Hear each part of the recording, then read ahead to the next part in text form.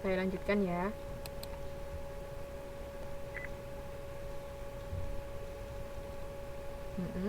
Mas Yohanes, ada yang mau disampaikan?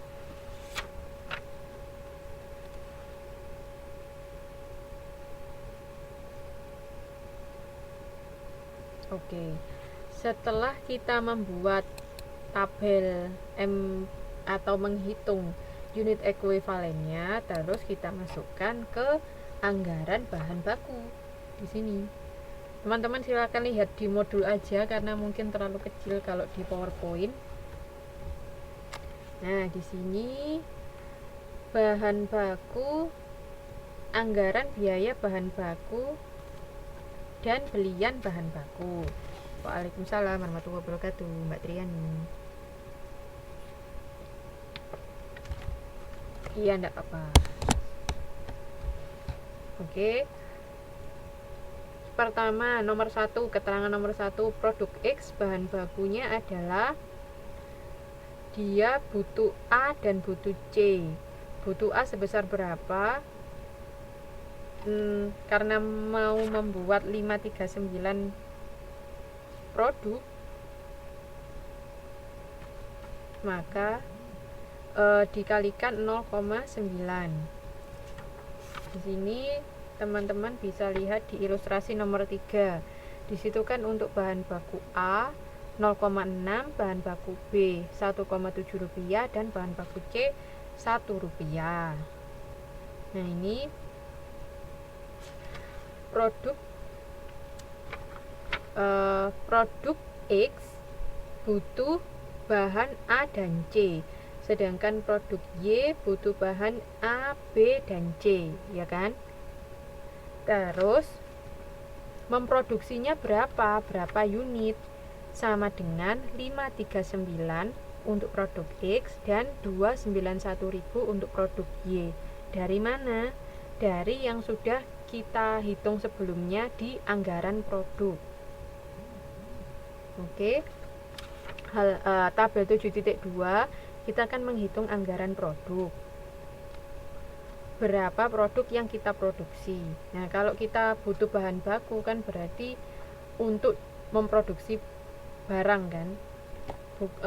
Tidak selalu yang terjual. Jadi kalau sebelum-sebelumnya kita diketahuinya produk yang terjual itu berapa, tapi kita tidak ngomongin itu, kita ngomongin produk yang mau kita produksi. Tuh, oleh karena itu kita butuh bahan baku. Nah, bahan bakunya ada di sini rinciannya. Oke. Untuk nomor 1 dan nomor 2 sudah jelas ya. Bahan bakunya untuk produk X adalah si A dan si C.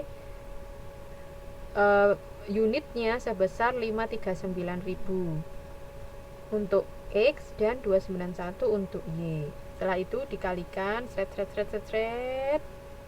maka bahan baku yang dipakai adalah jumlahnya X dan jumlahnya Y.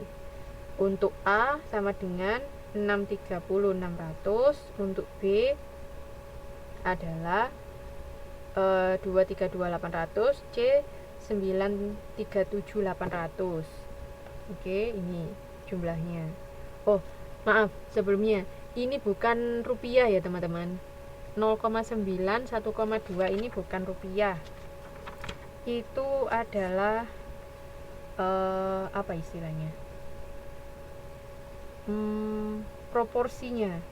Jadi membutuhkan 0,9, misalnya kilo, ini unit 0,9 unit A dan 1,2 unit C. Misalnya X ini adalah kopi gitu ya, misalnya kopi instan. A itu gulanya, C itu kopi bubuknya. 0,9 gram gula dan 1,2 gram kopi, misalnya gitu, untuk memproduksi produk X, yaitu produk kopi instan macam itu. Oke, jadi ini proporsinya. Kalau ini di nomor 3 kan bahan baku dipakai. Nomor 3 bahan baku dipakai adalah 1 ditambah 2. Yang nomor 4, harga bahan baku per unit. Nah, ini harga bahan baku per unit. Silakan teman-teman koreksi karena di sini kan nggak ada. Di sini nulisnya geser. Jadi seharusnya digeser ke kiri, 0,6 rupiah, 1,7 rupiah, dan 1 rupiah. Paham maksud saya ya? Bahan baku A harganya 0,6 per unit. Harga bahan baku B 1,7 per unit. Harga bahan baku C 1 rupiah per unit. Oke. Nah, setelah itu dikalikan 3 dikalikan 4 sama dengan biaya bahan baku. Ini seret. Totalnya sekian. Seperti itu. Terus ada sediaan akhir sebesar 80, sediaan akhir 80 unit, 80.000 unit, 40.000 unit, dan 120.000 unit. Ini. Oke. Ini dari halaman 7.4 tabel yang paling bawah. Itu kan ada itu. Ada keterangan mengenai sediaan akhir 80.000 unit untuk A, 40.000 untuk B, dan 120.000 untuk C. Maka sediaan akhir dalam rupiah adalah 4 kali 6. 4 kali 6. 4 kali 6 berarti tadi kan 0,6 rupiah per unit. Terus kita punya sediaan akhir 80.000 unit, berarti tinggal dikalikan. Dikalikan. Hasilnya sama dengan ada di nomor 7, 48.000, 68.000, dan 120.000. Maka siap dipakai adalah bahan baku dipakai ditambah sediaan akhir. Kan tadi sediaan akhir menambah kan, nanti dikurangi sediaan awal. Oke, sediaan akhir ditambah bahan baku dipakai sama dengan 3 ditambah 6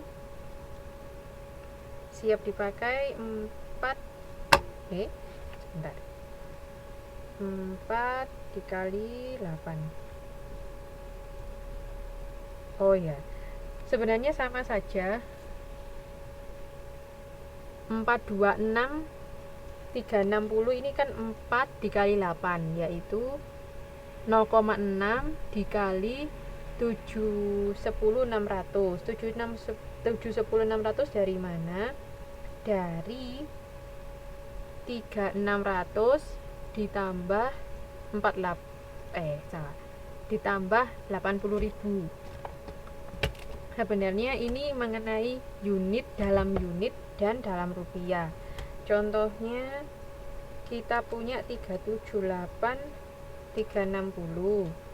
Terus kalau kita tambah 48000 sama dengan 426 360. Sebenarnya kalau kita sudah menghitung sampai 7, kalau kita sudah menghitung sampai 7, kita bisa langsung ke nomor 9.